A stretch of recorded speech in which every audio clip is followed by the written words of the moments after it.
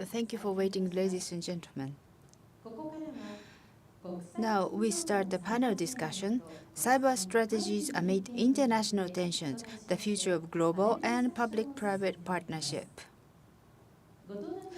Let me introduce today's panelists. First of all, the Cabinet Councillor and Deputy Chief Executive National Center of Incident Readiness and Strategy for Cybersecurity Cabinet, NISC, Mr. Yoichi Iida, and from the President and CEO of Cyber Threat Alliance, Mr. Michael Daniel. And ex-UK Cybersecurity Ambassador, Senior Advisor, Digital Intelligence BAE System, Mr. Conrad Prince, and he has given us the recorded message. And this session is moderated by the Senior Fellow of Sasakawa Peace Foundation, Mr. Jun Osawa. Then, Mr. Osawa, please take the floor. Good morning, everyone. I'm Osawa. 2 years ago, 2022 February, the war started, and that really deteriorated the international security situation. 2022 December, 2 years ago, Japan has reformed the national security strategy and introduced the concept of active cyber defense. This active cyber defense, from June this year, the specialists Council started and gave the first report in August, and neutralization, defense, and a few other pillars about the active cyber defense. And most recently, for the legalization of this defense, the Ishiba administration, they have announced that Minister Taira has accepted that they are ready to make this active cyber defense as the law, and it has much attention in the media.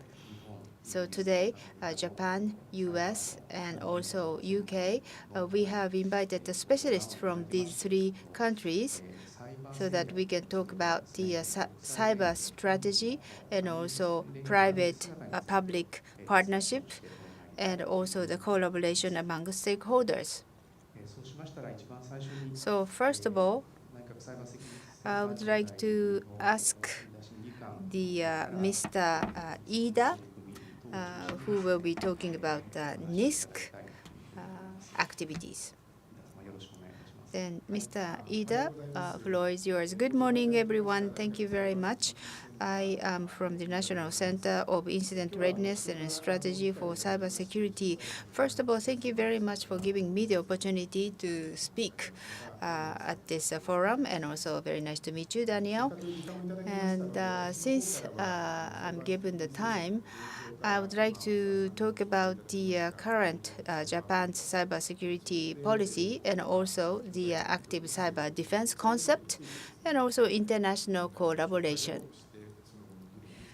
And I hope that we can have a good discussion after that. So let me review the status quo. The government of Japan is based on the basic law of cybersecurity. Cybersecurity Strategic Headquarters was created.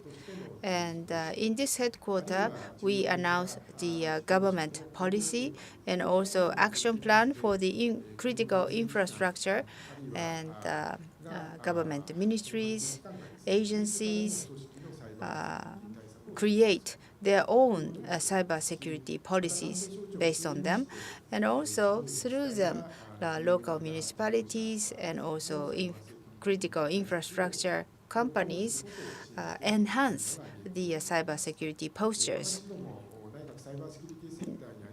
At NISC, we serve as a secretariat for the headquarters.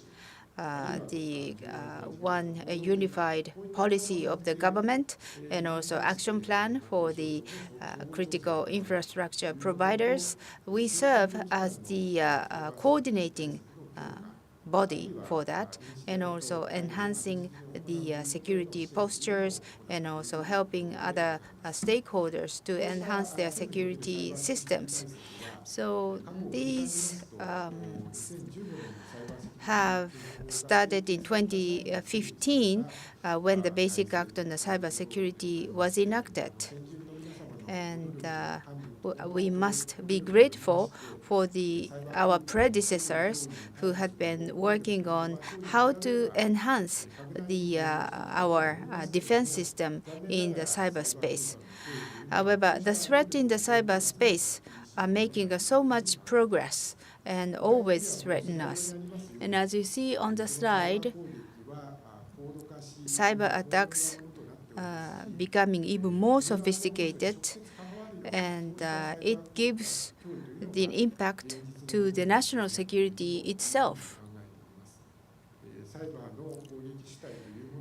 The cyber attackers are not just for the profit, but the state-sponsored attackers are now coming into the threat arena, and qualitatively and quantitatively that the cyber threats is increasing, and also it is very difficult to detect them.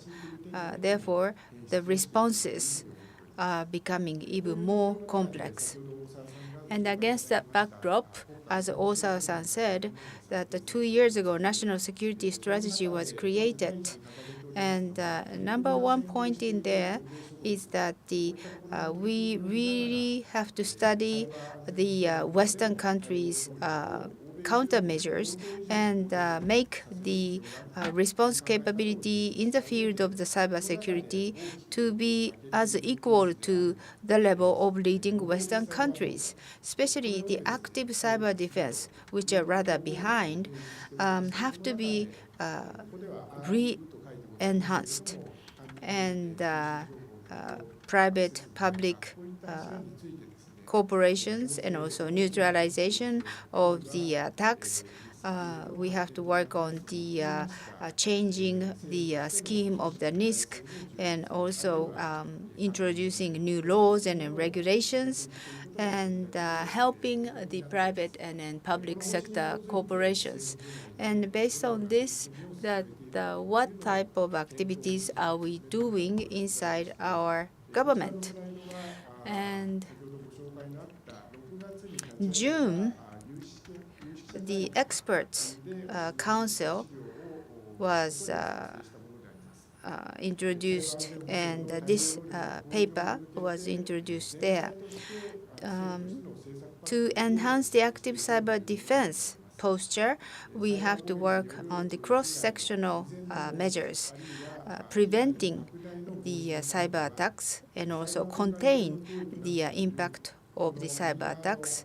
If you look at the right-hand side, attackers make exploit of the servers and others, so identify them and then take neutralizing actions. To do that, as you see on the left-hand side, the government and also infrastructure provider, we must understand how they are creating their cyber infrastructure. As for the damage, by using the information about the damage, we are able to identify the trend of the attackers. And you see internet in the middle. The telecommunications and then information in the content, the secrecy of the telecommunication and secrecy of communications are guaranteed by the Constitution. But by respecting that constitutional rights, we have to detect and also analyze the threats and identify attackers. That is what we are planning to do. The attackers' servers and attackers, when it is necessary, we access them and neutralize the functionality which were originating or which are causing the attackers' resources. And to do that, the government must have additional capabilities and also responsibilities. And this have to be deemed as the ecosystem for the cybersecurity. And we have to create this sphere with the cooperation among the ministries and also cooperation among countries so that we can protect the nation and the nationals against the cyber attacks.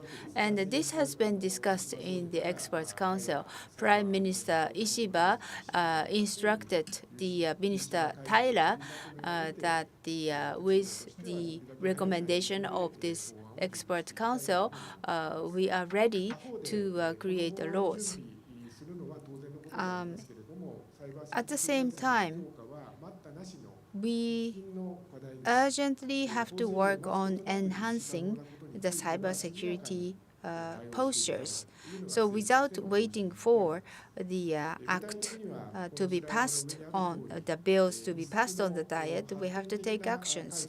As you see on this, the first step of the reform of the NISC, even July this year, we started increasing the number of executives and also staff members and budget. And if you compare the budget to 2023, it has doubled. And you see number 1, 2, 3, these are the measures that we are taking. The GSOC plus attack surface management business started in July this year. So we try to protect the government system proactively. And about the public-private partnership, the critical infrastructure providers' management must have direct communication with the government. And the minister started having the scheme of 200 executives from the management. As for the international cooperation, we work with the allied and also like-minded countries to really work on these enemies. And also we have participated the APT40 International Advisory Board. As for the international cooperation, the threat in the cyber space is becoming more sophisticated, and we, country to country, have to work together to enhance our capability by increasing and improving our capability of protect ourselves. We can also participate and contribute to the international community of cyberspace and can enhance the overall defense system. By doing so, we can also enhance our own cybersecurity.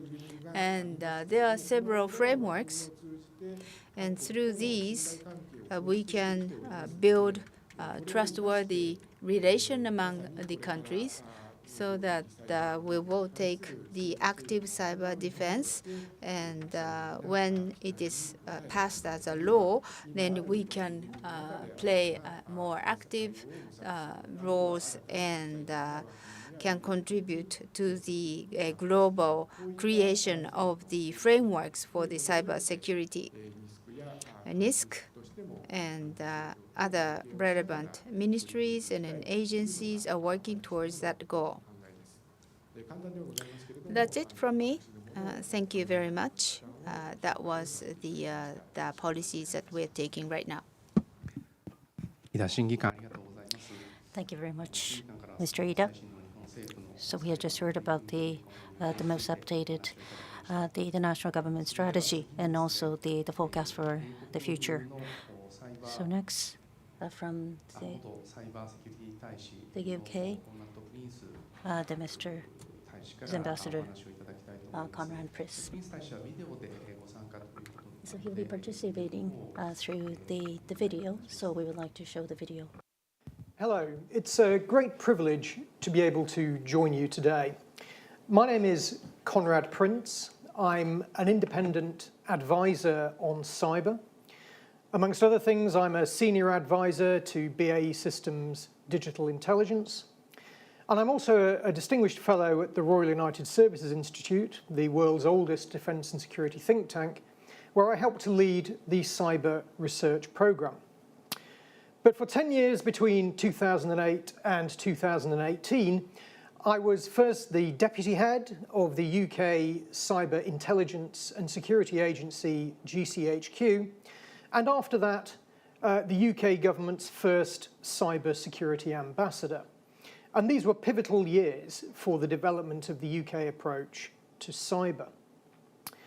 Today, I want to talk about three things. Say a little bit about developments as I see them in cyber strategy in the UK. Talk a bit about the role of public-private partnerships in the UK as part of a whole of society response to cyber challenges. And I'll finish with some reflections on the UK-Japan cyber relationship. So to start with UK cyber strategy. Now, our National Cybersecurity Centre, the NCSC, has recently warned of a widening gap between the cyber threats we face and our capability to defend against them. And I think this is a challenge that most countries are facing.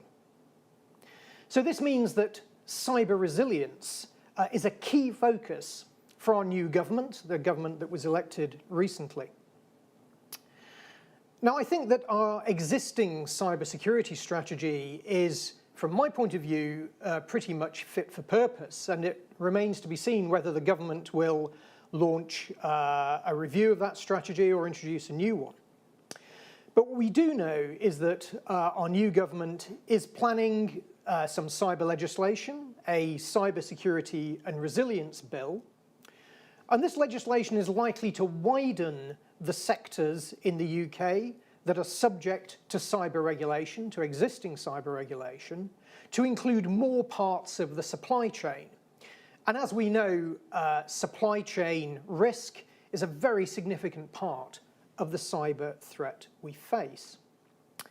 And it's possible that this new legislation may also widen requirements for mandatory incident reporting of certain cyber incidents.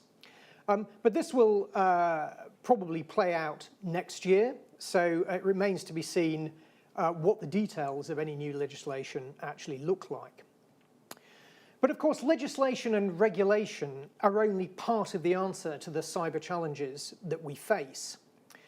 And in the UK, we have a significant focus on what we call a whole of society response to cyber challenges, because the reality is that most of the power to address those challenges sits in the private sector.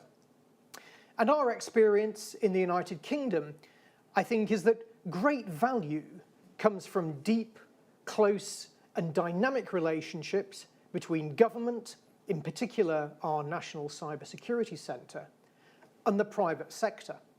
And building trust in those relationships is key.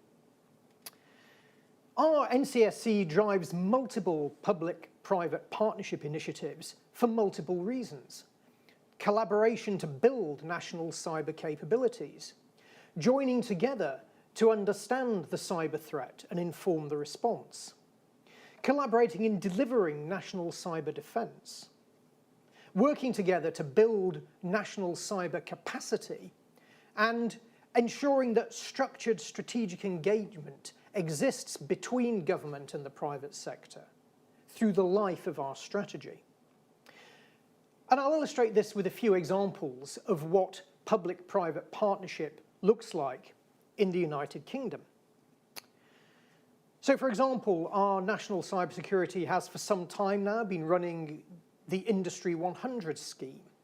And this scheme brings experts from the private sector, now I think around 140 experts, together with our government experts in the NCSC to work together on significant cyber issues.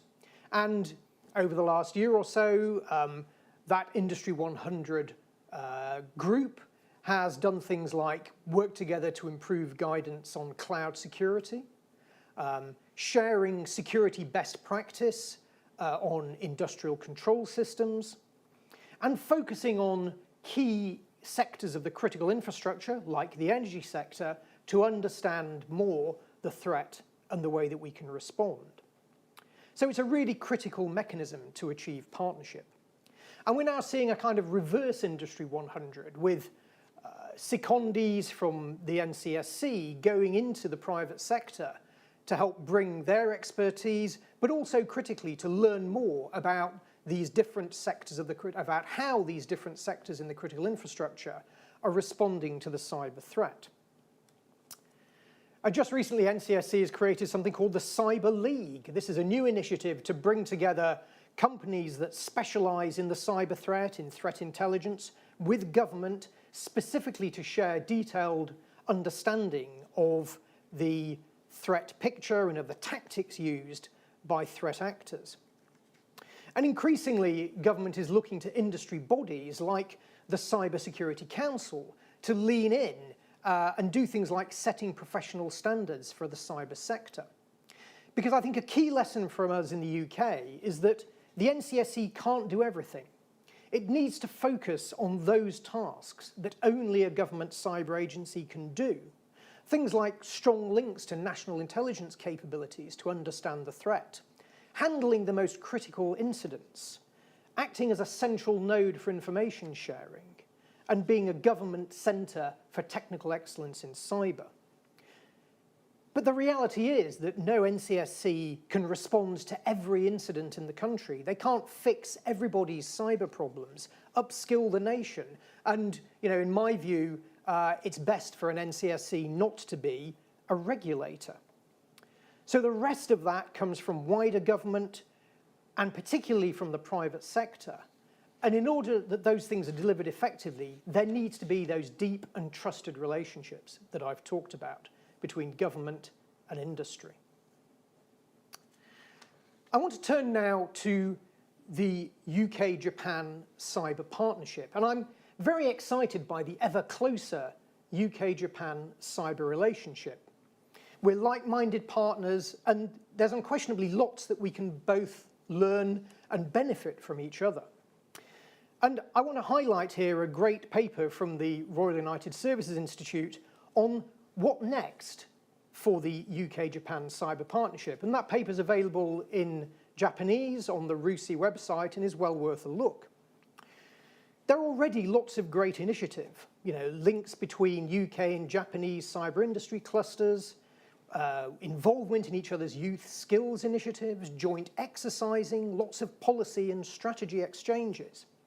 But it would be great to see even more, and the report recommends a number of things, including increasing collaboration in areas like training and exercising, information sharing, commercial engagement and collaboration, and more collaboration to promote cyber norms internationally. So there's a great agenda there of things that the two countries can do together. And meanwhile, I know from my work that UK industry is keen to do business in Japan and is actively looking for partners to work with in Japan. So to close then, as Japan is looking to build its cyber capabilities in government and with the private sector, there may be some lessons, I think, to take from the UK experience. For the private sector, clearly to invest in effective cybersecurity, but also to recognise that their security, the security of their companies and businesses, is fundamental to national security. The private sector should get involved in government initiatives, share information and expertise, support initiatives to build skills and growth. Government can't do this alone, and the private sector needs to collaborate and support and play their part. On the government side, I think a key lesson from us is the need for that single clear focal point with deep expertise and the ability to draw on the full range of data to understand the threat. The government needs to recognise that the private sector is central to all aspects of cyber, and that government depends on it in multiple ways. And government has a role to facilitate and encourage and enable that private sector engagement. Because we need close and trusted relationships, and government needs to build the structures and devote the energy to make that happen and have real dialogue and collaboration. We share common threats and challenges. We've got lots to learn from each other.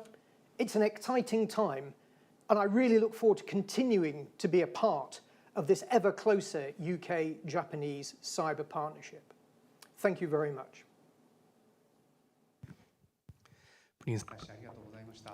Thank you very much, Ambassador Prince. So of course we need to have the participation from the private sector in order to attain the cybersecurity. So next, we'd like to turn to Mr. Michael Daniel from the United States, the President and CEO of Cyber Threat Alliance, and he was also the coordinator to the then President. Ohio gozaimasu. It's great to be here. Thank you for having me. I really appreciate the opportunity to speak to you this morning for you, this evening for me. I would really highlight three things about the current U.S. approach to cybersecurity that is very much in line with the approach that Iida-san laid out about how Japan is thinking about cybersecurity. There are really three parts to the way that the U.S. is focusing on strategy right now. One is to increase the resilience of our critical infrastructure, really increase the resilience across our entire society, but particularly our critical infrastructure. To look at how we reallocate the security burden. The cybersecurity burden falls unevenly across the digital ecosystem, and much of that burden rests on the very least capable in the ecosystem. So we need to reallocate some of that security, and we need to impose costs on our adversaries to make the business of malicious cyber activity less attractive. So I'll talk about each of those points in turn. On the resilience side, for us, resilience means not only being more resistant to cyber intrusions and cyber disruption in the first place, although that is part of it, but it also means being able to respond to a cyber incident when it occurs and recover quickly from that incident, or to keep operating while that incident is being fixed and then recover to full capacity very quickly after that. So we're looking at how to do that across multiple different sectors in the US. Some of that has involved increasing the requirements on those sectors, but it has also involved identifying the key cyber activities that we need businesses and other organizations to do. It has also involved passing a cyber incident reporting law that will be going into effect sometime in early 2025 to require businesses in critical infrastructure to report to the U.S. government when they suffer a cyber incident. So all of these things taken together are an attempt to increase the resilience of our critical infrastructure. Second, we're talking about how to actually reallocate the security burden.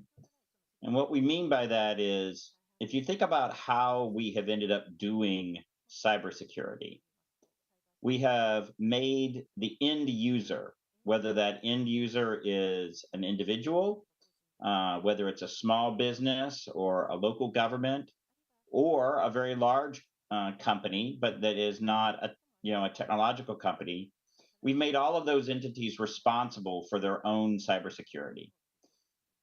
And the truth is that many of those organizations or individuals are not fully capable of taking on this full burden, not when you're talking about facing well-resourced cyber criminals or international organizations or even governments like the Russian or Chinese governments.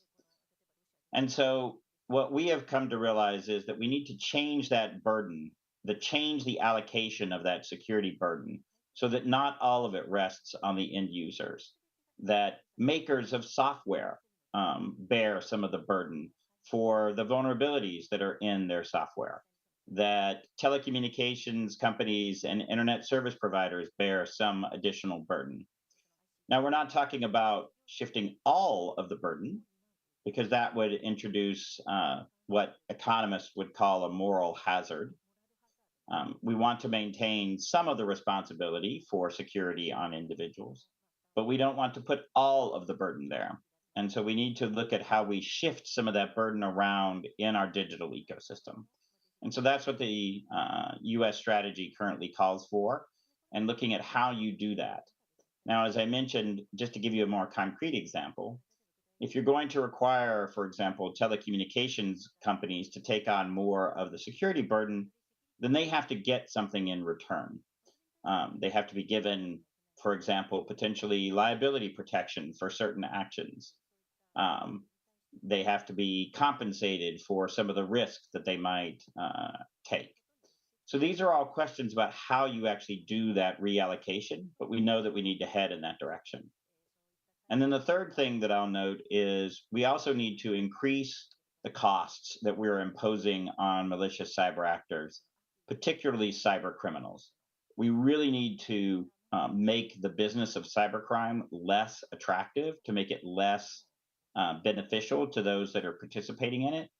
And we need to increase the cadence, the rate at which we are disrupting those criminal groups. And we need to be sure that we are using all of the tools in our toolbox, whether that's diplomatic, military, economic, cyber related, to impose those costs. I should note that in the spirit of the conversation that we've been having, each of these three things, the resilience, the security burden, the cost imposition, all of those rely very heavily on international cooperation and on public-private partnerships to make happen well. Cyber is inherently a cross-cutting issue that crosses almost any arbitrary line that we have drawn. Cyber cuts across it. And so cyber threats are international in scope, and so we need to be working with our international partners.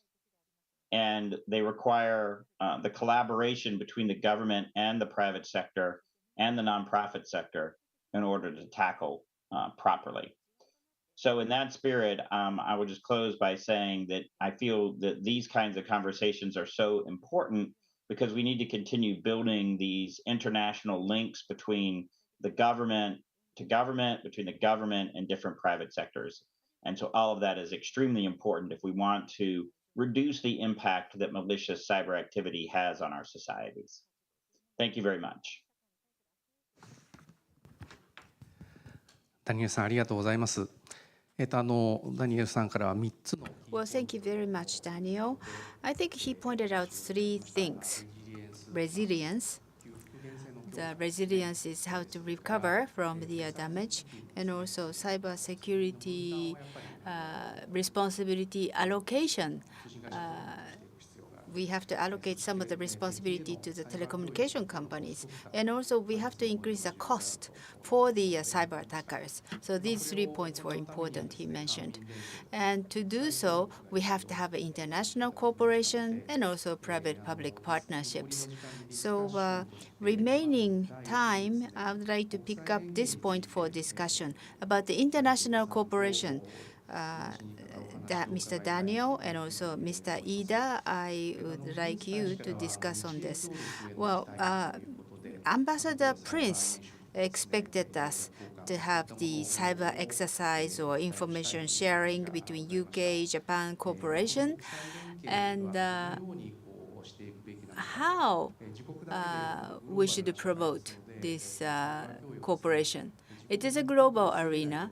Of course, one country cannot prevent these things alone. So we have to have an international cooperation. So what do we do about the promoting the international cooperation? So first of all, I would like to ask Mr. Iida about this point, and after that, Mr. Daniel, please. So Mr. Iida, please. As for international cooperation, there are several aspects to tackle. Mr. Prince and Mr. Daniel also pointed out that the starting point is to collect and share knowledge and experience and also insights. The second is even for responding to each incident, we have to share information about that incident. The number three is, as Mr. Osawa said, including exercise, we have to enhance our capability. So capability building is very important, even for the international cooperation. For Japan, sharing knowledge and others, we have already participated in the international advisory framework or best framework documents, core. We became a co-signatory for these different frameworks. So we already started working on them. At the same time, remaining the two, we have to enhance the international cooperation. And Japan, we may be able to contribute from the very unique aspect because we are Japan. We are in East Asia and the west side of the Pacific. So geographic and also geopolitical positioning of Japan is unique. And we can collect very unique cyber information, therefore. And also the private sectors could be the main players for the cybersecurities. Japanese cybersecurity-related corporation has a special, unique capability, including IoT and also factory machinery control areas. So the Japanese private companies' information can be provided through Japanese government to the global community. And the number three is that East Asia, Southeast Asia, Japan has been very close to the ASEAN countries. So we can help the capacity buildings in ASEAN countries. The NICT and CIDR project, by providing the actual environment, we had been providing the opportunity for them to build capacity. So based on our trustworthy relation, we can enhance the Asian capabilities. And hopefully we can have more support from the allies and also like-minded countries to enhance the ASEAN and Asian countries. When we contribute to the international cooperation, at the end, it again returns the benefit for us. So we have to enhance not just Japan, but the Asian countries. Well, thank you, Mr. Iida. Then I would like to ask Mr. Daniel about your thoughts about the international cooperation. Floor is yours. Thank you very much. So I think there are a few points that I would build on Iida-san's points, all of which are very good. One is that we need to take the time now, before a crisis is all around us, to build those relationships. It is very difficult to build the kind of interpersonal relationship that you need to address a crisis when a crisis is occurring. So we need to build those relationships now while we have the opportunity. And I think we've been doing that.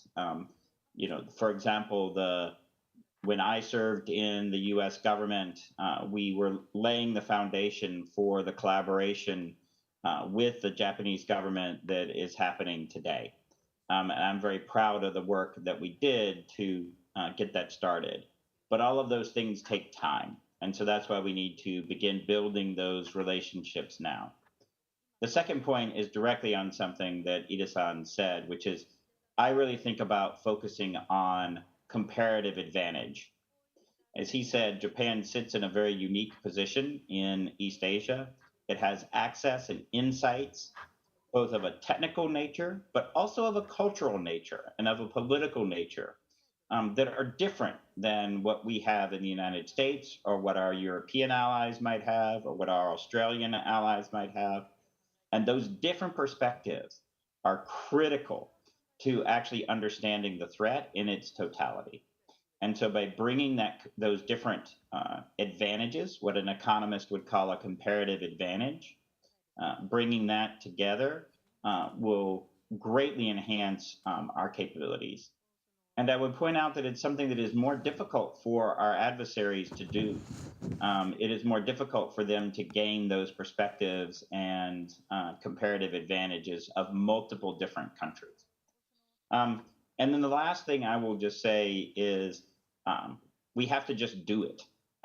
There is no substitute for actually practicing that international collaboration. And it is only through practicing it, actually doing it on a day-to-day basis that we can really make it happen.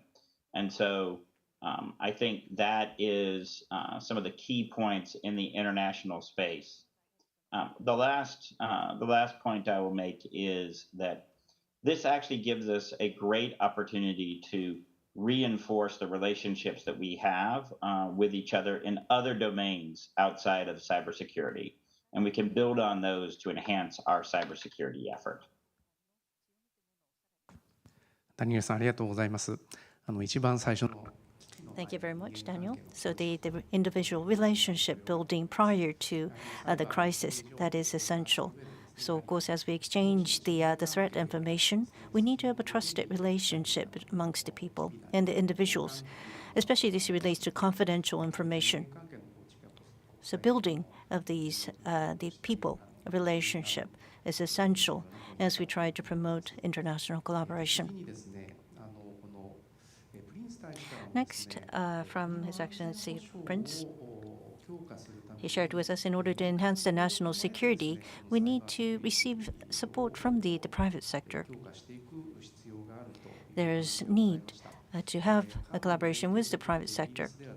So in the UK and the next government, the cyber incident and the reporting of the cyber incidents may be considered obligatory. That was the idea he has shared with us.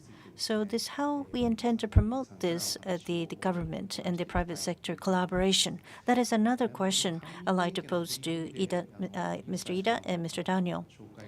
So, of course, there are some examples provided from the former ambassador. So, Mr. Iida, from Japan's perspective, what is the direction we should explore? Also, from the businesses, what sort of assistance shall the government request? So what sort of expectations do you have for the companies? So Mr. Iida, would you like to start? So in terms of the government and the private sector collaboration, His Excellency Prince has mentioned, and he has shared with us examples in the UK. So in Japan, the basic the framework is quite similar. So the most critical part is the fact who's in the front line of the cybersecurity is indeed the private sector companies. Also, these critical infrastructure, they are operated or the supply chain is provided from the private sector. So we need to build a trusty relationship with the private companies. We do see the importance of this. So in order to earn the trust from the private sector, the government needs to provide the information that these companies require. I do believe that is important to build that relationship. Even as of now, there are many initiatives that could be taken. But what is essential is the information collected by the individual companies are only shared within that company. And even if you were to forge an alliance, it is shared only amongst the limited number of people or members. So the government has the capability to collect the information from those different groups. So Mr. Daniel mentioned about a cross-sectional way, how the cybersecurity as a nature, it actually is cross-sectional. It crosses any boundary. So one attack that is made in one particular sector could be conducted on other sectors. So cross-sectional response, that is exactly government has the capability.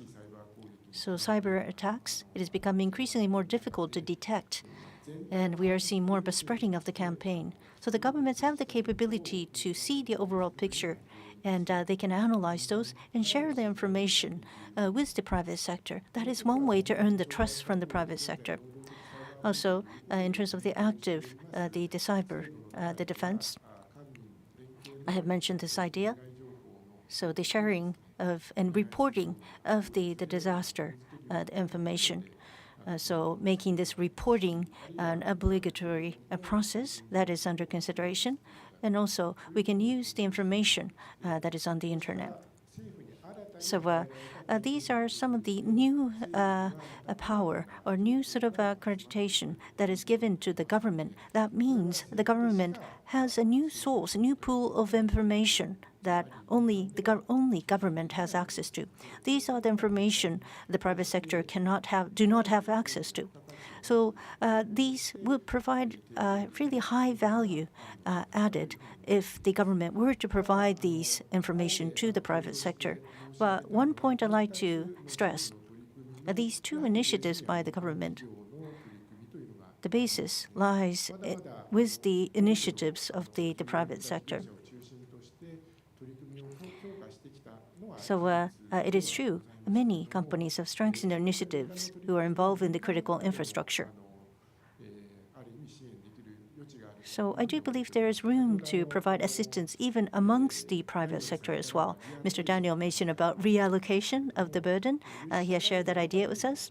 So even within the council of the experts, the vulnerability of the software need to be borne by the suppliers of the software vendors. So how could they actually convey and assist the end users? That is under the discussion. So that is under consideration in our end as well. So in the private sector, a new type of reallocation, and also the cyber defense, which was primarily on the private sector, perhaps government could also share that burden as well. So we'd like to refer to the experiences in the U.S. and also in the UK in hopes of making our system better. Thank you, Mr. Iida. So government information should be released to the private sector so that we can gain trust from the private sector. And Ambassador Prince also mentioned that the government intelligence should be also utilized to protect. So, Mr. Daniel, as for private-public partnership, well, according to Mr. Iida and Mr. Prince, we have to have a cooperation from the private sector, but the government must also provide something for the private sector. So in the United States, maybe you have some experience. Do you have any comment about it? Yes, absolutely. When you talk about public-private partnership, one of the challenges that we have is that term means a lot of different things to many different people. But in my conception, and I think where we've been heading with our cybersecurity work, it means that you have both government agencies and private sector companies working together, not just, yes, sharing information and having that information flow be what we would say in English, a two-way street, meaning that both the private sector provides information to the government and the government provides information back to the private sector. But I would emphasize that it really focuses on to work well. It's when you focus on what both sides bring to the table and where their, again, I'm going to use that term, comparative advantage is. The government has advantage in the scope and scale of what it can see. It can bring intelligence capacity to bear and can provide context for why certain types of technical information are needed or are important. The private sector often brings technical knowledge, deep technical knowledge of how the networks work, how the software works, deep technical knowledge about what the bad guys are doing from a technical standpoint. And so it's when you combine those different perspectives, it's when you combine those different viewpoints that you get the power that comes from a public-private partnership. One of the other key lessons that we've learned is that both sides, both elements, both parties in these relationships have a different set of interests and a different set of perspectives. And one is not better or worse than the other, they are different. The government's responsibilities to protect people with its mission is different than the private sector's responsibility to make money for for the companies and for the investors and things like that. And that's not bad. It's a different perspective than what the government has. And it's when you recognize those different perspectives, those different positions, and make use of them and respect those different perspectives that a public-private partnership really flourishes. I would say that we've also learned here in the US, now this is partially just due to our size and the scale of our economy, you cannot always get everybody into one room, as it were. So you have to use kind of a node of nodes approach and rely on a set of players to then go out and bring in the perspectives from a larger group and bring it back to the smaller group. Because there's just no way for the collaboration to happen at that sort of individual level with every single, say, financial services company in the United States, because there are just too many of them. And so you really have to use that node of nodes approach.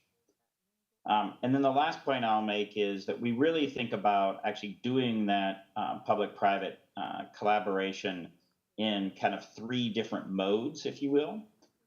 One is what can you do? How can you collaborate together to prepare for a crisis? So how can you anticipate what might happen and make yourself more resilient to it or try to mitigate it before it happens? A second type of collaboration is when a crisis has already occurred and you actually need to respond to it rapidly to contain it and mitigate it and recover from it. And then a third type of collaboration is when we want to actually reach out and impose costs on the adversaries. And each of those kinds of collaboration requires slightly different people from those different organizations and a slightly different mix of capabilities. All three are important, and you need to have a balance among those. ダニエルさん、ありがとうございます。 Thank you very much, Mr. Daniel. So the public-private, the collaboration is the two-way stream of the information is essential. That was a takeaway. So unfortunately, we're reaching the end of the session. So finally, Mr. Iida and also Mr. Daniel, if we can have your final comment from each one of you. And with that, we would like to conclude the panel. So Mr. Iida, would you like to start? Thank you very much. So Ambassador Prince and Mr. Daniel, through the dialogue, what has become apparent for me is in order to address the cyber threat, like-minded countries or like-minded private sector, we need to address this together with all our capabilities. I was able to reconfirm my belief. And you mentioned about the comparative advantage. So each one of them will bring their strengths and bring their information together.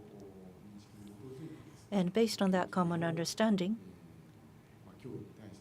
we can address the common threat.